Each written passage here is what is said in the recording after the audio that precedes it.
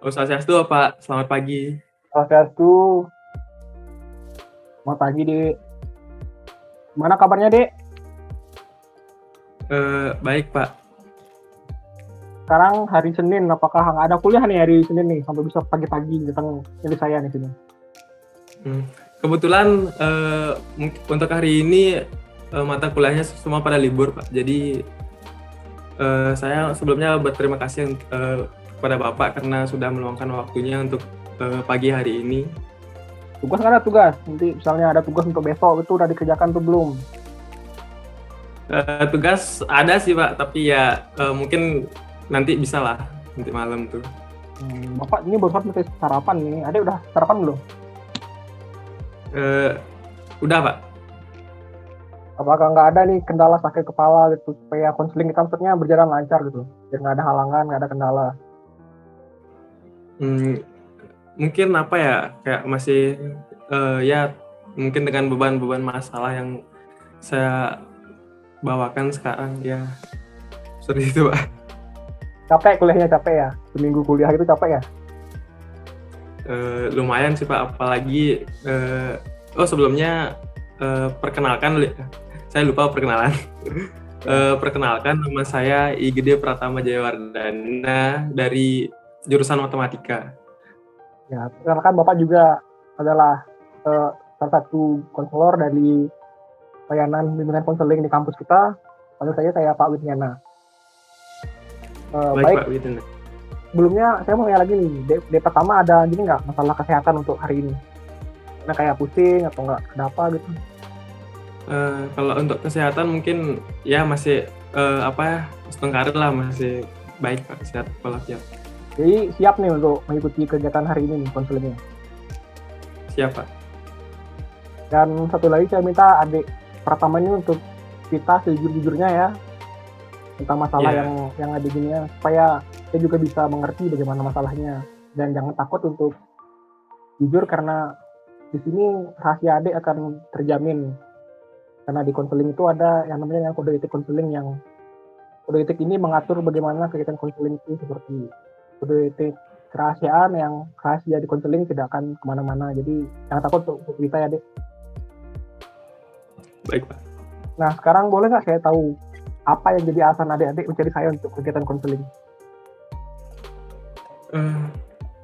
Gini, Pak, kayak akhir-akhir ini tuh saya merasa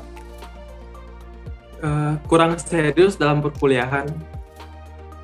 Maksudnya kurang serius itu karena apa nih, Dek? Kurang serius karena mata pelajarannya susah, atau mata kuliahnya susah, atau dosennya, atau gara-gara sekarang masih daring, atau pengaruh teman, atau gimana nih? Mungkin kronologinya kayak gini. Saat semester 1 itu saya masih kayak bener-bener terfokus lah sama kuliah, sampai nilai IPK-nya yang menurut saya udah cukup besar. Nah, seberjalannya waktu saya mulai kayak kurang serius tuh, maksudnya kayak di kuliah kan ada lingkungan baru, terus sekarang perkuliahannya juga daring, jadi tiba-tiba kayak banyak kayak masalah-masalah gitu di diri saya. Contoh kayak pertama, dari kan sekarang kuliah daring, jadinya kayak kadang-kadang saya tergoda gitu loh, kayak untuk tidur saat perkuliahan. Terus dosen juga kayak kurang memotivasi dalam pembelajaran. Selanjutnya berpacaran sih juga yang lumayan berpengaruh dalam perkuliahan ini. Oh, jadi gitu ya, ada beberapa beberapa faktor yang mempengaruhi dalam kuliah. Pertama yang untuk saya simpulkan itu, pertama adalah adanya pembelajaran secara daring, yang dulunya adik belajar ke kampus, sekarang malah jadi rumah ya, tidur gitu. Kalau boleh saya tahu, apa yang membedakan untuk membuat adik-adik itu, yang menurut adik-adik jadi masalah, yang membedakan antara cara luring atau daring itu, Dek, yang membuat adik jadi masalah? gimana ya, kalau mungkin kalau luring datang langsung gitu, kita gimana ya, mau mau tidak mau kita harus tetap belajar gitu ya, karena di dalam kelas kan ada dosennya. Nah kalau misal daring, kita kuliah di rumah itu kayak, ini kita kuliah, kita bisa off kan kamera gitu. Nah bisa ditinggal tidur gitu loh. Soalnya gimana ya, mungkin waktu semester 1 nih saya masih rajin. Waktu sudah naik semester kayak, jujur aja kan saya jurusan matematika nih, setiap hari itu matematika terus. Jadi kayak jadi pusing gitu loh. Aduh, kayak kok bisa nih kayak tidur nih.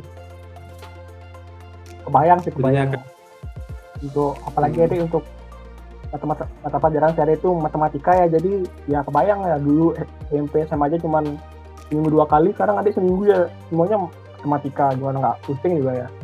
Tapi ya, menurut adik-adik gimana nih adik-adik untuk menyelesaikan masalah adik-adik ini, untuk mengatasi ini pembelajaran secara daring dan luring ini? Kan adik-adik juga pasti punya tujuan. Untuk mencapai tujuan itu adik-adik gimana harusnya? Apa kalau boleh saya dulu? Belum itu boleh nggak saya tahu apa tujuan adik-adik di perkuliahan adik-adik ini, atau nggak ada tujuan lain gitu dalam diri adik-adik?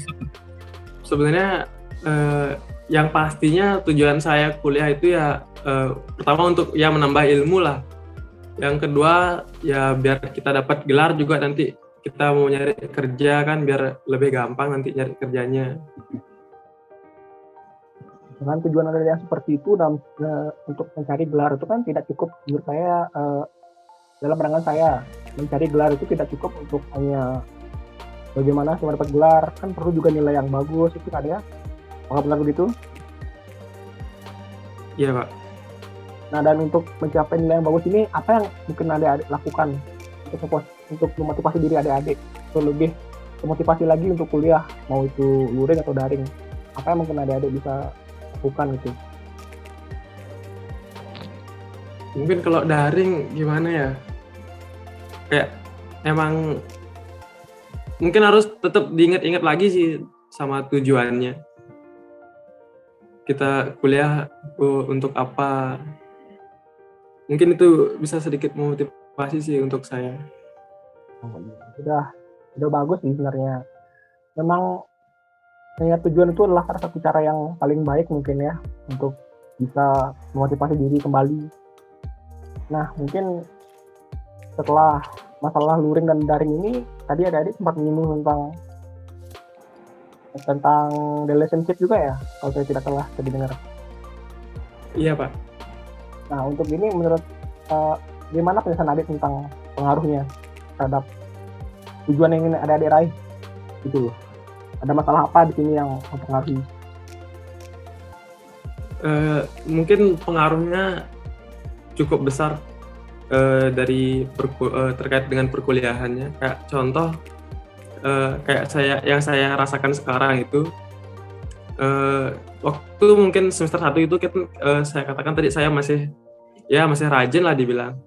Nah itu dah kembali lagi dengan seiring berjalannya waktu, ada juga kayak teman-teman yang mungkin kayak ngajakin gitu, ayo ke sini, nggak usah ikut kuliah apa-apa gitu.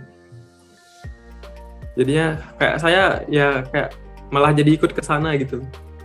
Oh ya, memang ya kalau sama temen ya emang gitu. Kalau misalnya temen nyuruh ke sini, kalau kita diajakin ya pasti tergoda juga mungkin untuk ikut ke sana. Tapi kan ada tujuan ya, yang bisa saya mention ini adalah tujuan adik-adik sendiri. Dan menurut adik-adik ini gimana cara adik-adik untuk fokus pada tujuan adik-adik dengan ajakan dari teman ini? Dan dengan adanya ajakan dari teman ini, gimana cara adik-adik untuk kembali bisa fokus itu? Untuk kembali bisa fokus tuh mungkin gimana ya, mungkin ada rasa nggak enak gitu loh, kayak misalnya kita menolak, tapi nah di sini saya jadi bingung juga, kayak emang harus meninggalkan teman untuk fokus kuliah, atau meninggalkan kuliah untuk teman, itu dah yang masih saya bingung. Yang saya lihat sebenarnya dia sebenarnya itu untuk ajakan dari teman itu sebenarnya boleh-boleh saja, dan untuk alasan menolak teman itu sebenarnya sangat sulit ya, untuk menolak teman untuk apalagi ketika diajakin dan kita bilang tidak, itu sebenarnya sulit. Tapi sebenarnya ada salah satu caranya, misalnya adik-adik perginya siang sama teman atau perginya malam. Misalnya perginya malam itu siangnya belajar, atau perginya malam siangnya belajar, misalnya perginya siang malamnya belajar gitu. Saat orang-orang lain sudah tidur itu malam-malam, gara-gara adik menghabiskan waktu untuk sama teman-teman di siang hari, malamnya mungkin bisa diluangkan untuk belajar. Gimana menurut adik? Sebelumnya terima kasih atas sarannya. Gimana ya, kayak ajakan teman itu waktunya itu tentatif, kayak berubah-ubah gitu. Kadang diajak pagi, kadang diajak siang, kadang diajak sore, kadang diajak malam. Tapi sesuai dengan mungkin saran yang Bapak kasih itu benar-benar sangat luar biasa sih. Mungkin saya sekarang bisa sedikit mengatur waktu untuk teman dan waktu untuk belajar. Ya, itu kan sudah jelas, maksudnya saya sudah membagi waktu itu sudah adalah cara yang bagus gitu. Nah, itu juga sudah tahu bagaimana caranya untuk membagi waktu. Dalam waktu ada yang namanya waktu untuk teman, waktu untuk diri sendiri, dan waktu untuk belajar gitu, untuk mencapai tujuan yang dari bilang tadi. Apakah ada lagi nggak masalah yang terkait dengan pilihan adik-adik? Cuman itu aja 2. Mungkin terkait perkuliahan lagi sama dosennya ya Pak. Gimana nih sama dosennya ini, kok jadi dosen? Apakah dosennya galak atau gimana dosennya? Ya bisa dibilang kayak gimana ya, dosennya tuh kayak kurang hargai mahasiswa gitu loh, kayak mentang-mentang kan kayak dosen itu yang memegang nilai gitu loh, jadinya kayak dia semena-mena gitu loh, tidak menghargai mahasiswanya. Dilakukan gimana sih dosennya itu, yang adik-adik deskripsikan tidak mau menghargai itu, yang seperti apa perilaku dari dosennya? Mungkin saya beri contoh kayak saat perkuliahan, kayak dosennya tuh kayak menekan kita untuk selalu menjawab pertanyaannya dia. Nah, ketika kita sudah menjawab,